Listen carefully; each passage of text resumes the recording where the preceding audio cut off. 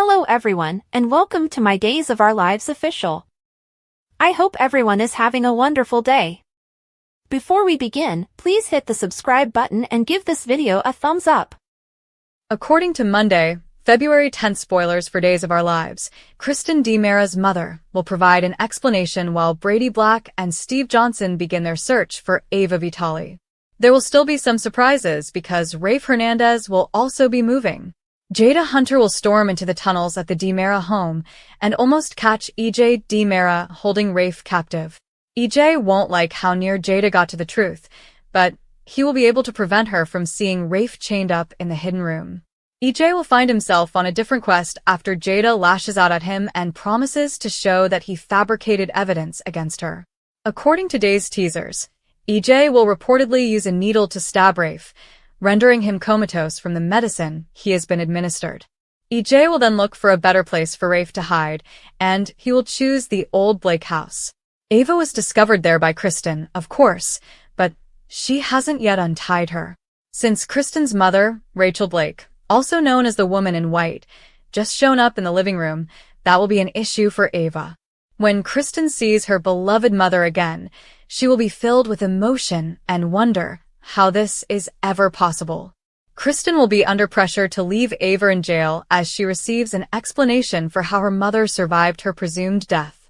Since EJ will find captive Ava later in the week of February 10th to 14th, Kristen will give in. While EJ takes Rafe unconscious and arranges for him to be held as a hostage in another room, Ava should be detained in the interim. According to previews for other days, Brady and Steve will team up for a search. Steve will assist Brady's Ava hunt as he spoke with Trip Johnson and demonstrated that the text story was false. On Monday's DOL episode, Sean Brady will bring Jada coffee and apologize for the stress she's experiencing with the Salem Police Department. We'll provide you with predictions regarding their possible collaboration and whatever information they may unearth since Jada might ask Sean for assistance in demonstrating that EJ set her up. In any case, Monday's days should feature a connection between Jada and Sean. Paulina Price-Carver will alert Belle Black in the meantime, and she will receive some concerning information on Jada's case. Belle may worry about the lengths EJ has gone to in order to exact revenge on Jada, as well as the possibility that he is getting one step closer to reclaiming the DA position. According to spoilers for Days of Our Lives, Belle and EJ's romance might not last long because of his unscrupulous methods, so pay attention. I would insist that you talk to the source if I felt that there was something strange about that proof, or if there was any warning sign that it wasn't genuine. However, I did see those files. And regrettably, that is unnecessary, Arnold remarked. You think that of your fiancé, then? Paulina inquired. Arnold said he was distraught and did not want to believe the evidence. Arnold remarked, but if I'm being honest with myself, I can't say that it's at all surprising. What does that mean? Paulina inquired. Paulina was informed by Arnold that Jada had experienced imposter syndrome. Paulina expressed gratitude to Rafe for being honest. Paulina remarked, I don't think this is simple for you. It hasn't been. Jada is very important to me, Arnold stated. Paulina stated that she had to put Jada on leave because of the gravity of the accusations. I must, of course, name a new police commissioner. For the time being, at least, Paulina added. How about me, then? Arnold inquired. Paulina was surprised. I wanted to help make the situation easier for everyone, Arnold explained. Arnold remarked, obviously, this is your call, and I totally understand if you have someone else in mind. To be honest, I don't, Paulina admitted. Sean's final tenure as commissioner had been a complete failure, Paulina observed. I can see how this appears. You're bringing on a guy you recently fired. However, I've never been a part of any scandal, and the public knows and trusts me. I have an impeccable record, Arnold remarked. In light of the suspicions around Jada, Arnold contended that he was the ideal choice. Paulina granted Rafe the job after giving it some thought. EJ was nowhere to be seen when Belle entered the DiMera living room. The cook laid out the pastries, and Belle sat down to eat. Jada entered. Why are you in this place? Jada inquired. Belle made up the story that she had come to see Johnny. Why do you come by? Belle inquired. I must speak with EJ. Did you see him? Jada inquired. No, Belle replied, bringing up the cancelled wedding. I need to talk to EJ because I am totally innocent. Clearly, he is responsible for the entire situation, Jada remarked. The tunnel entrance stood open a little in the corner. EJ gagged Rafe and brought food to abound in the tunnel's hidden area. Rafe inquired about EJ's goon as EJ removed his gag. EJ stated, Rita had other business to attend to. Is she out purchasing a wedding gift for Arnold and Jada?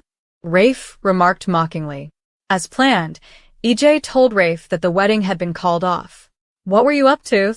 Rafe inquired. Rafe was informed by EJ that Arnold had abandoned Jada at the altar after exposing her as a dishonest police officer. Rafe snarled, You son of a bitch. Jada is not a corrupt cop. The probe would show otherwise, EJ said. And I'm going to make sure that Arnold fills the vacancy for police commissioner, EJ stated.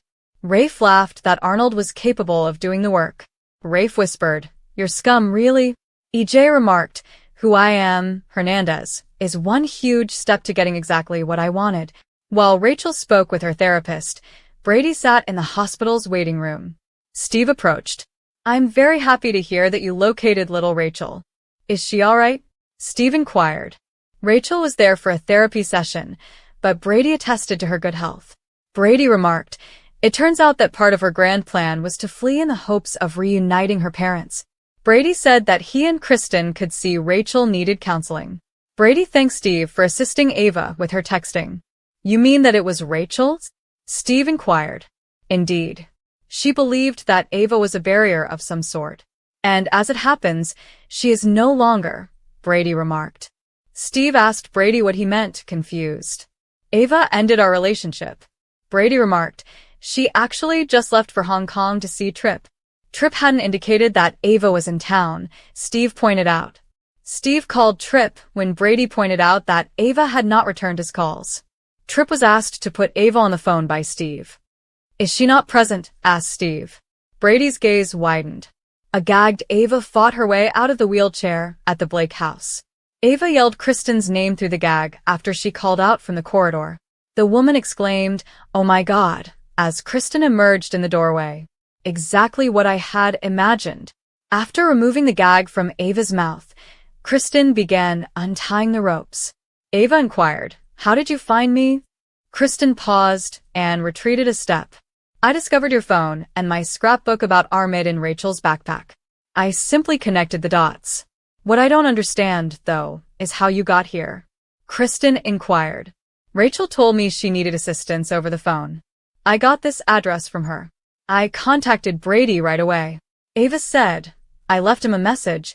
Kristen clarified that poor reception had caused Ava's voicemail to get jumbled.